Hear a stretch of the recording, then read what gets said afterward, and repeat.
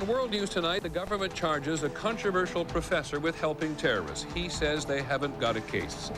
If it comes to war, the nightmare scenarios that keep military planners busy and anxious. The price of gasoline close to all-time records and accusations of price gouging.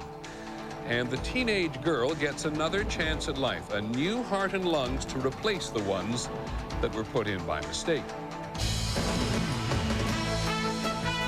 From ABC News World Headquarters in New York, this is World News Tonight with Peter Jennings. Good evening, everyone. We begin tonight with the government's aggressive campaign in the U.S. against people it accuses of supporting terrorism.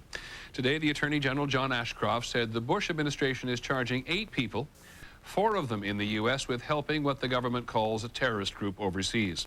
The most prominent of the accused is a controversial professor at the University of South Florida in Tampa. ABC's Pierre Thomas is in Washington, and it is itself a controversial arrest, Pierre. Peter, it's very controversial, but the government was trying to serve notice today that its war on terror is not just focused on Al-Qaeda, but other terrorist organizations as well. Sami Al-Arian was arrested this morning in Florida. He says the government has no case against him. It's all about politics. The government says Al-Arian is the North American leader of the Palestinian Islamic Jihad, which it has designated a terrorist organization. The Palestinian Islamic Jihad is responsible for the murder of over 100 innocent people in Israel and the occupied territories, including at least 2 young Americans. Today's 50-count indictment charges Al-Arian and 7 others with raising money for terrorist groups and bringing known terrorists into the U.S. Al-Arian, a tenured professor, was placed on forced leave and banned from the South Florida campus in September 2001 after comments he made on a television show. When you say death to Israel, you mean death to occupation, death to apartheid, death to oppression. The government was already investigating him for ties to radical groups, which he denies. I have answered these questions hundreds of times. When will they cease? When they will end? His attorneys say the government has hounded Al-Arian for years, not because of illegal acts, but because of his statements about Israel. He denies each and every allegation of this work of fiction that's called an indictment. Certainly there's a concern that he's been singled out for his political activities. But what is lacking is any evidence showing that he was involved in any of those terrorist activities. He will likely be tried in federal court in Tampa, and if convicted, faces life in prison. Peter? Thank you very much, Pierre Thomas in Washington. We learned today that 3 more prisoners being held by the U.S. at Guantanamo Bay in Cuba have attempted suicide this week, and when asked, the Pentagon said a total of 19 prisoners have tried to kill themselves.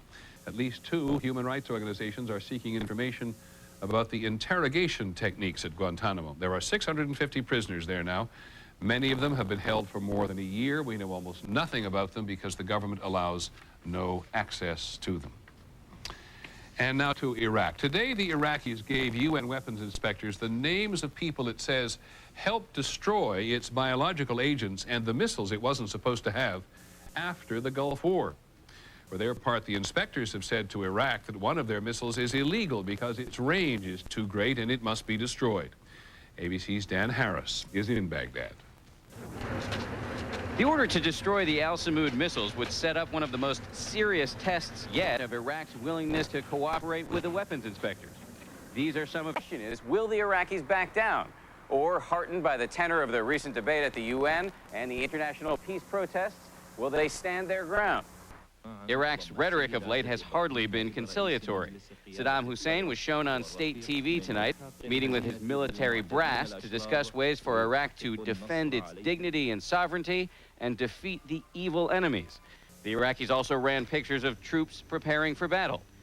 If the Iraqis refuse to destroy these missiles, it could, at a critical time, strengthen the U.S. case for military action. Dan Harris, ABC News, Baghdad. Other items about the campaign against Iraq tonight. Look for the Bush administration to make the point somehow that the chief UN weapons inspector, Hans Blix, is irrelevant to the process now. Other nations may want to hear what he says in his next report to the UN Security Council. We are told the White House does not.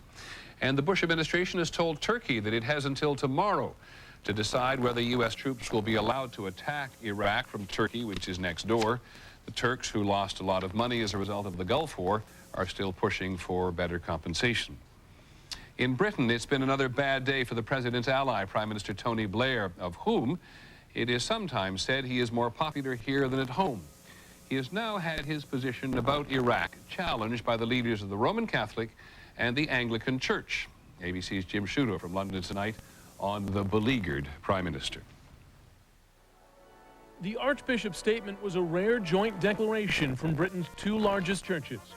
Doubts still persist, they wrote, about the moral legitimacy as well as the unpredictable humanitarian consequences of a war with Iraq. Words that were quickly echoed by other men in the church. Could be opening a whole can of worms which would bring mass destruction, both in Iraq itself and probably further afield.